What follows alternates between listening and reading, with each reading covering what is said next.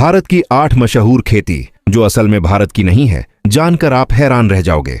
Number 8, coffee. सुबह सुबह एक कप कॉफी के बिना दिन अधूरा लगता है ना।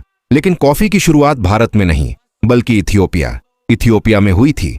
16वीं सदी में बाबा बुदान नाम के सूफी संत इसे यमन से भारत लेकर आए थे। आज केरल और कर्नाटक में काफी बहुत सारे उगाए जाते हैं और इससे काफी प्रॉफिट भी कमा रहे हैं। वह लोग मैंने इसकी जगह अफ्रीका में है। नंबर 7, आलू।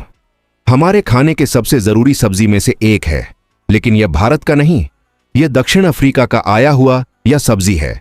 और आज बिना आलू के भारतीय 17वीं सदी में भारत लाए थे और आज बिना आलू के भारतीय सब्जियां अधूरी लगती हैं। नंबर 6, टमाटर। राजमा चावल, पनीर या फिर सॉस, सब में टमाटर चाहिए। लेकिन टमाटर भी भारत का नहीं है, ये भी दक्षिण अमेरिका से आया था। पहले लोग इसे जहरीला समझते थे, लेकिन अब बिना टमाटर के भारतीय रसोई की कल्पना ही मुश्किल है।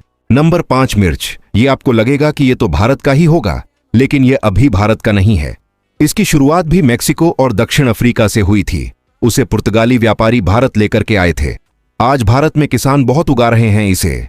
नंबर 4, गेहूं। भारत में रोटी का मतलब है गेहूं, लेकिन इसकी शुरुआत भी भारत में नहीं हुई थी। मध्य पूर्व मिडिल ईस्ट के फर्टाइल क्रिसेंट इलाके में इसकी खेती सबसे पहले की गई थी। धीरे धीरे ये पूरी दुनिया में फैल गई। आज भारत में ऐसा कोई घर नहीं होगा जिसके घर में की गेहूं की रोटी नहीं बनती होगी और नहीं खाते होंगे।